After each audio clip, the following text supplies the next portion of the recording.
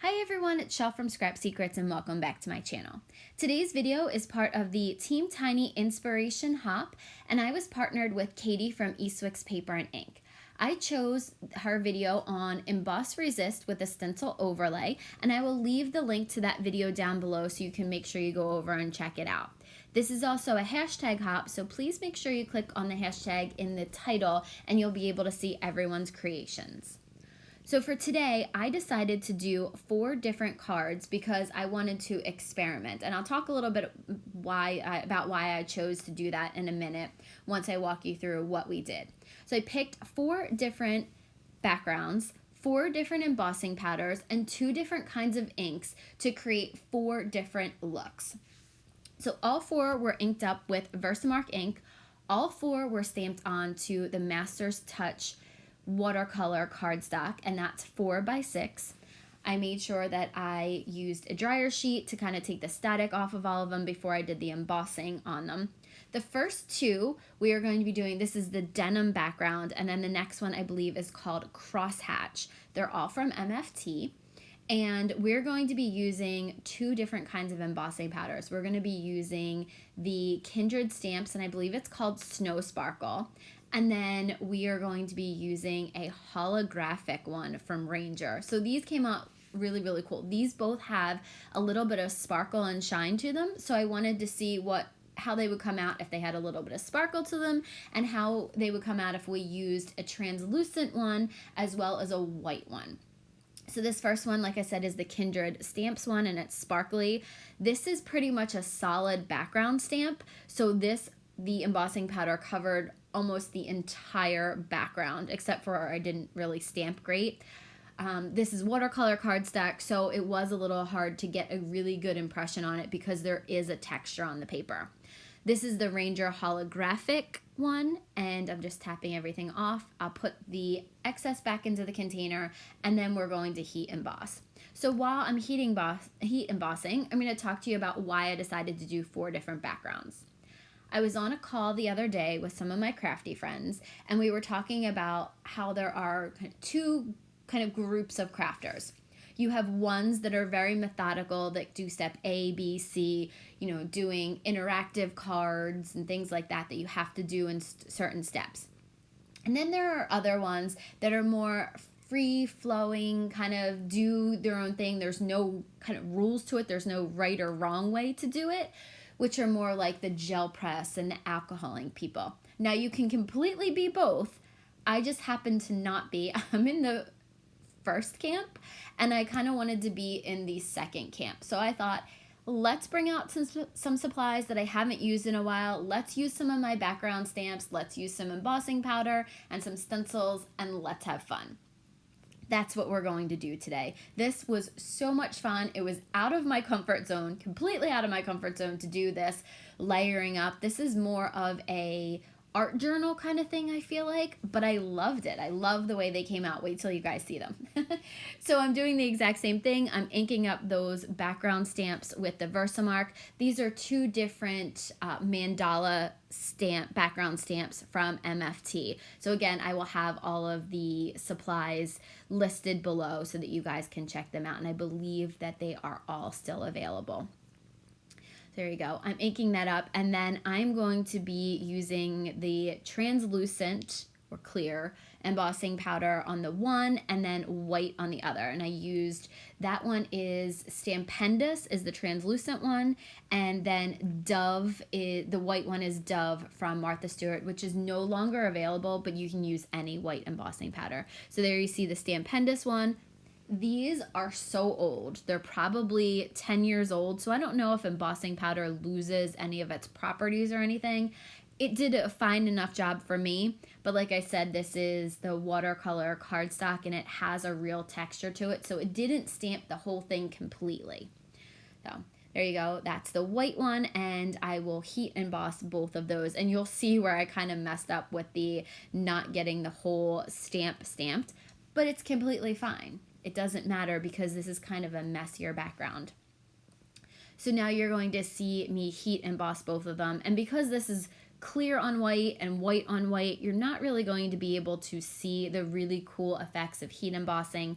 If you guys have never heat embossed before, it's so, so cool to see that image turn from, it's kind of like a dull color to when it actually heats, it becomes a real shine, and it's you can tell if you've heat embossed it or not. It's really hard to tell on these ones because again, it's clear on white and white on white.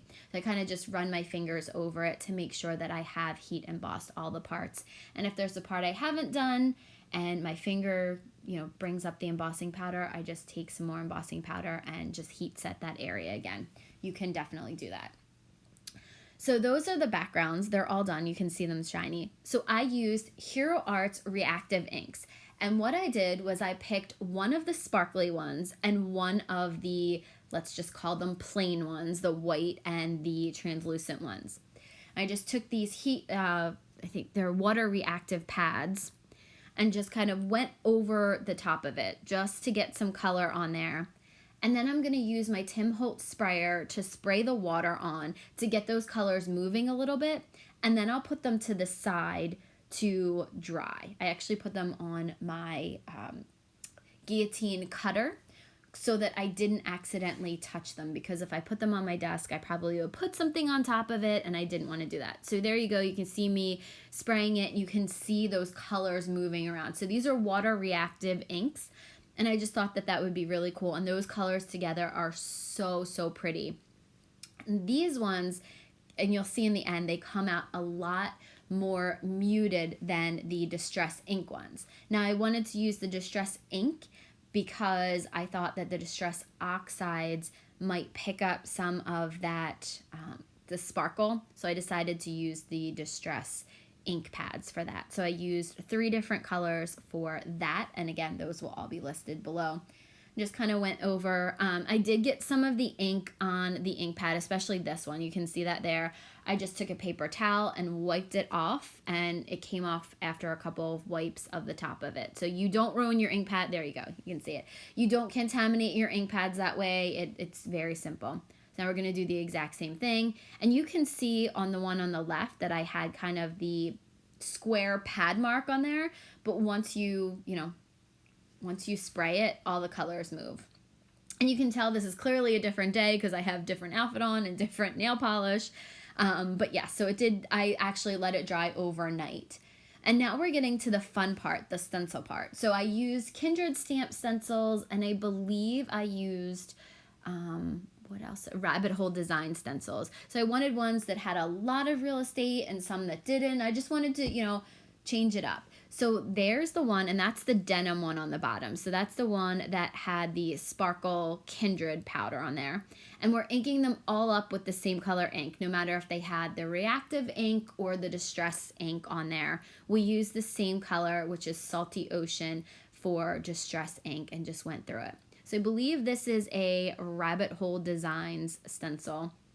And I just kind of picked and chose. I picked 4 stencils that I really like, and then just tried to match it up with a background that I thought it would look good on. Oh, after I inked up all 4, I actually took a paper towel and buffed off the Distress ink off of the top of it, because the part about this is the embossing will resist the color on top of it. So you can see the stencil really well there, but once you start to buff it off, you can only see parts of the stencil. And like I said, this kind of reminds me of art journaling, which is very intimidating to me, but doing this really wasn't. So I think this is going to help me. If I keep doing this process, it'll help me open up and realize that there is no wrong way to do it, and you can do layers, because I am kind of afraid of doing layers. I feel like I'm going to ruin something. But I don't think anything is ever ruined. It's just not finished. Somebody told me that once. A smart woman once told me that. And I think that it's true that, if it doesn't look good, it just means that it's not done yet. So I believe this is a new Kindred Stamps stencil. This is, I think that the Arrows, I think it's called. It goes with the, I think it's Be Brave stamp set. And I just love this one. This is the first chance I've had to use it, and I thought it looked so cool. And that's on the polka dot ones. And once I wipe it off, on the polka dots, it's really, really light. And then where the polka dots aren't, the arrows are a lot darker. And this one, I can't remember if it's from the Rabbit Hole Designs or Kindred, because there are two that are super similar, and I can't find the Rabbit Hole Designs ones because it retired. So I apologize. I won't know exactly which one this is from, but they're very, very similar, and there are similar ones on the market. So you see I'm using the Salty Ocean on top of this, and then I will do the same thing after I ink these all up, and I will buff them off. So I hope that you guys are enjoying this video hop, and then you've gotten a lot of inspiration. I can't wait to see what everybody chooses from their partners' channels. This is kind of cool. It's different than just having a theme, because there are so many possibilities, especially for people who have lots of videos up on their channel. There was a lot of inspiration to choose from. So thank you, Katy, for giving me something completely different and out of my comfort zone to do. And I ended up really, really loving this. So I hope you guys do too. I'm just buffing off that extra Distress ink and going to do that on the side. Now, I actually decided to put these together with using two images that I already colored. I colored them on I did some watercoloring on a crafty call with some of my good friends, and then two, I actually used a die to cut it out and multiple times, and then stacked the die, because I believe that's what Katy did with her sentiments in her video. So there you go. There's the Distress ink ones, and then the other ones are ones that are, there's two with Distress ink and two with Reactive ink. So the ones with the Reactive ink have the purple background, and you see there's the stencil, the stamp, the embossing powder, and the image that I chose.